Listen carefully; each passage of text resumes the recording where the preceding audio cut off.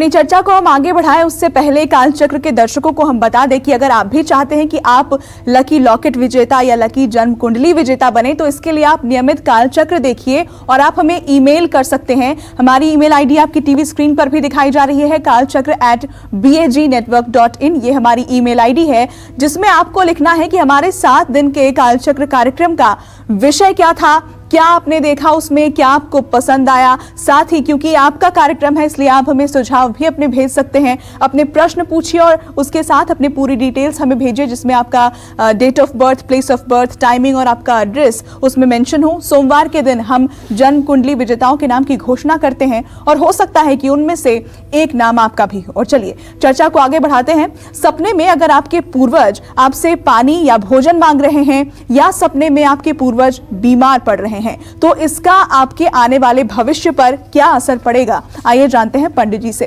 पंडित जी, हम चूंकि संकेतों की बात कर रहे हैं, ऐसे में अगर सपने में पूर्वज बीमार पड़ रहे हो या वो हमसे भोजन मांग रहे हो तो इसका क्या अर्थ होता है? इसका अर्थ तो बिल्कुल ठीक नहीं होता है। सपने में आप किसी पूर्वज को अगर कुछ दे रहे हैं तो इसका मतलब है कि आप आने वाले समय में भाग्य आपका साथ नहीं देने वाला है। सपने में बहुत सारे पूर्वज अगर दिखाई दें तो समझिएगा कि घर में किसी सदस्य की सेहत पर बहुत बुरा असर पड़ने वाला है। सपने में किसी पूर्वज के साथ दुर्घटना हो या सेहत उनकी खराब दिखाई दे तो समझ लीजिएगा कि आप पर आने वाले संकट टल गए हैं। सपने में पूर्वज आपसे पानी या भोजन मांगे तो ये अशुभ संकेत है। ये उनके परम असंतुष्ट होने की पराकाष्ठा है। पूर्वज पानी मांग रहे हैं यानी वो अतृप्त हैं। ये तभी हो सकता है जब आपने तर्पण नहीं किया होगा। ये तभी हो सकता है जब आपने पिंडदान नहीं किया होगा। ये तभी हो सकता है जब आप उनके लिए कुछ दान पुण्य नहीं करते होंगे। ऐसे सपने देखने वालों को पितरों की आत्मा की शांति के लिए अनुष्ठान जरूर करवाने चाहिए। और ये पितर अधोगति को जाते क्यों हैं, कभी आपने सोचा? तो मैं आपको बता रहा हूं। अभी भी भारत के गांवों में कोई भी व्यक्ति जब शरीर छोड़ता है तो उसके 13 दिनों के कर्म 13 दिनों में किए जाते हैं। और ये 13 दिनों में जब 13 कर्म किए जाते हैं तो उस व्यक्ति की आत्मा की अधोगति नहीं होती है।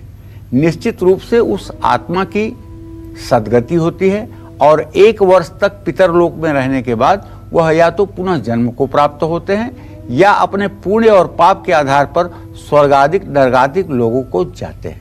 लेकिन जो लोग आज फैशन में सिर्फ दाह संस्कार से 3 दिन के अंदर सारा क्रिया कर देते हैं,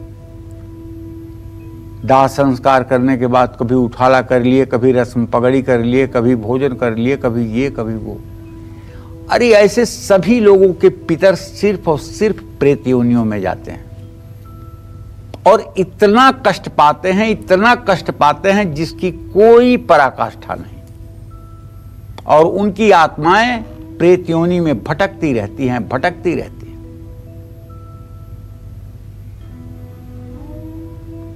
भारत में धर्म तो नहीं कहूंगा, एक संप्रदाय के एक बड़े विद्वान हुए। उन्होंने कहा कि मृतक भोज नहीं होना चाहिए। मरने के बाद किसी के मरने के उपलक्ष्य में भोज नहीं कराना चाहिए। ये गलत है, ऐसा नहीं होना चाहिए। उनके अनुयायियों ने माना नहीं करना है, बंद भी हो गया और लगभग 100 साल तक बंद भी रहा। लेकिन आज परिस्थिति उलट गई है। अब उन परिवारों के लोग आते हैं, कहते हैं कि लड़के का दिमाग 3 साल से ठीक नहीं है, परिवार में पूरा परिवार रोगग्रस्त हो गया है, विवाह शादी नहीं हो रही है, नए लोगों को संतान प्राप्ति नहीं हो रही है, घर की प्रगति नहीं है। अमुक ज्योतिषी के पास गए थे तो उन्होंने कहा है पितर दोष है। तो पूछिए ना कि आप तो पितर दोष कल तक मानते नहीं थे, तो आज ये कहां से पितर दोष प्रकट हो गए? तब आज अब उपाय करते हैं, अब नारायण बलि के लिए तैयार हैं, अब त्रिपिंडी श्राद्ध के लिए तैयार हैं, अब गया श्राद्ध के लिए तैयार हैं। तो आप अगर किसी को इग्नोर कर दें, किसी परिस्थिति को या किसी समय को या किसी विपत्ति को, तो क्या वो विपत्ति आपका पीछे छोड़ देगी? जिराफ एक बहुत बड़ा पंछी है। जब शिकारी इसका हांका करता है, इसको दौड़ाता है, तो ये रेगिस्तान में दौड़ता है दौड़ता है दौड़ता है, लेकिन जब थक जाता है तो अपनी सिर को, अपने चोंच को बालू में धंसा देता है कि मतलब वो शिकारी को नहीं देख रहा होता, उसकी आंखें बंद होती हैं, बालू में होती हैं। तब वो सोचता है अब शिकारी भी मुझे नहीं देख रहा है, और शिकारी बड़े आराम से जाकर के उसके गले में एक रस्सी का फंदा डाल करके उसको पकड़ लेता है। अगर आप सोचते हो कि आप विपत्तियों की तरफ नहीं देखेंगे, आप मुसीबतों की तरफ नहीं देखेंगे, आप कर्ज की तरफ नहीं देखेंगे, तो ये भी आपको भूल जाएंगे। असंभव। ऋण, रोग और शत्रु, इनका डटकर मुकाबला करिए। कर्ज हो हर समय याद रखिए, उसका मुकाबला करिए। बीमारी हो उसका डटकर मुकाबला करिए, इलाज करिए। दुश्मन है तो उसे हर समय याद रखिए और उससे निजात पाने की हर कोशिश करिए। ये चीजें अगर आपने भूलने की कोशिश की तो फिर हार आपकी होगी। इसी तरह से पितर हैं, अगर वो असंतुष्ट हैं फिर आपका जीवन धिक्कार है। पितरों के लिए जो भी कर सकते हैं आप जरूर करके उन्हें संतुष्ट आपको करना चाहिए। हमारे साथ इस वक्त काल चक्र दर्शक माया जुड़ गई हैं पश्चिम बंगाल से। बहुत स्वागत है आपका, अपना सवाल पूछिए।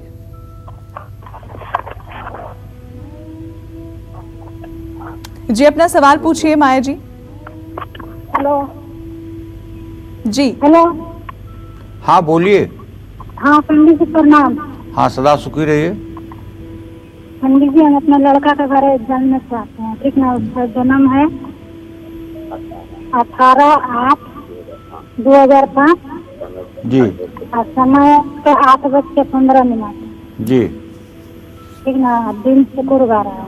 जी, क्या जानना चाहती हो? उसका भविष्य के बारे में जानना चाहते हैं पंडित जी। चलो मैं बताता हूँ। तुम्हारे पुत्र भाव का स्वामी बृहस्पति है, उससे द्वितीय भाव का स्वामी शनि और सप्तम भाव का स्वामी बुध। शनि और बुध दोनों पंचम नवम की स्थिति में बने हुए हैं। निश्चित रूप से तुम्हारे पुत्र का भविष्य बहुत अच्छा है, इसमें कोई दो राय नहीं है, लेकिन ये पढ़ाई बहुत अच्छी नहीं कर पाएगा। हो सकता है कि 12वीं के बाद ही इसके पढ़ाई का सिलसिला टूट जाए, लेकिन कम पढ़ने के बावजूद भी ये पैसा बहुत कमाएगा, समाज में इसकी अच्छी मान प्रतिष्ठा रहेगी और ये बड़ा ही एक्टिव लड़का होगा, इसमें दो राय नहीं है। चलिए चर्चा को आगे बढ़ाते हैं।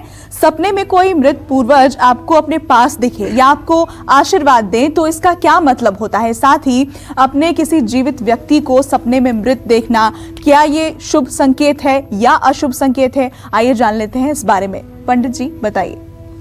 देखिए, सपने में अगर कोई जीवित व्यक्ति को आप मृत देख रहे हैं तो उसे देखकर घबरा रहे हैं, जबकि सपने में जीवित व्यक्ति को मरा हुआ देखना उनकी आयु में वृद्धि का संकेत है।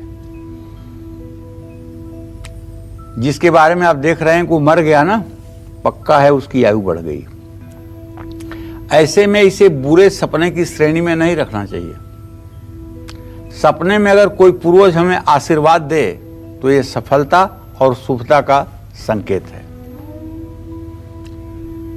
एक बात जान लीजिए, आदमी जिंदा रहने पर जिस प्रवृत्ति और जिस प्रकृति का होता है ना, मरने के बाद भी उसका नेचर और सिग्नेचर वही रहता है। अगर कोई दुष्ट व्यक्ति है और जीते जी पूरे समाज को दुखी करके रखा है, परिवार को दुखी करके रखा है, तो मरने के बाद भी उसकी आत्मा दुख देने से बाज नहीं आएगी। और कोई सज्जन व्यक्ति है, परोपकारी है, धार्मिक है, दयालु है, वो मरने के बाद भी कष्ट में भी रहेंगे लेकिन अपने वंशजों को तकलीफ नहीं देंगे। ये हमारा अनुभव है और ये एकदम 100% सही है कि जो जैसा यहां पृथ्वी पर है, मरने के बाद उसकी एक्टिविटी उसी तरह की रहती है।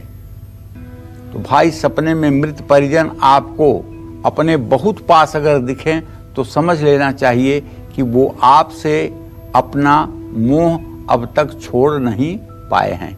इसीलिए तो कहता हूँ घर के पूजा स्थान में दिवंगत लोगों की प्रतिमा, चित्र, फोटो भावुकता में आकर न लगाएं, वरना बार बार पूजा में आप उनका आवाहन करेंगे, बार बार उनकी आत्माएं आप तक भटकेंगी।